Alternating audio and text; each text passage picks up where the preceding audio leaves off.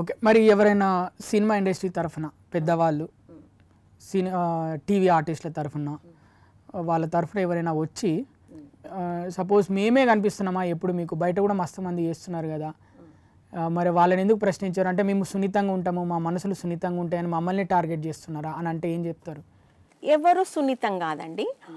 ప్రతి ఫీల్డ్లో up and downs, politics, అన్ని స్ట్రగుల్ అన్నీ ఉన్నట్టు సినిమా ఫీల్డ్లో ఉన్నాయండి, ఈ టీవీ ఛానల్స్లో ఉన్నాయి, సాటిలైట్ ఛానల్స్లో ఉన్నాయి, అన్ని ఛానల్స్లో అన్ని నాటకరంగా స్టేజ్ నాటకాలు ఉంటాయండి, చాలా బాగుంటాయి.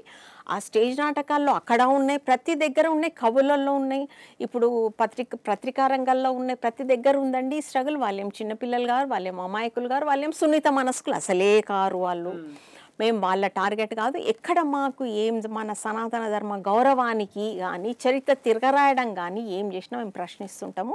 ఇప్పుడు చావా సినిమా మూవీ రిలీజ్ అయిన ఉదాహరణ చెప్తున్నాను నేను.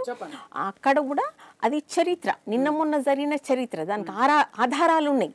ఆ చరిత్రను తిరగరాసి మాకు ప్రొజెక్ట్ చేసిండ్రు. దాన్ని ప్రశ్నిస్తూ అసలు చరిత్ర మేము తీసుకొచ్చి చూపించడం.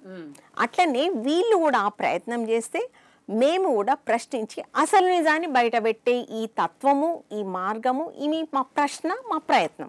ఓకే. అంటే వాళ్ళు కూడా చావా లాంటి సినిమాలు ఇలాంటివి రానున్న రోజుల్లో తీస్తే మేము కూడా మెచ్చుకుంటాము, మేము కూడా చాలా బాగా తీసానంటాం, కానీ ఇలాంటివి తీస్తే మాత్రం మేము తట్టుకోలేము అంటున్నారు, అంతేనా? ఊరుకోము, తట్టుకోవడం కాదు, ఊరుకునేది లేదు అసలే. అంటే వాస్తవాన్ని వాస్తవంగా మాట్లాడండి. మీ జోకులు, అవాకులు, చెవాకులు మీదేదో ఫేమస్ అయిపోవడానికంటే మేము ఊరుకోము.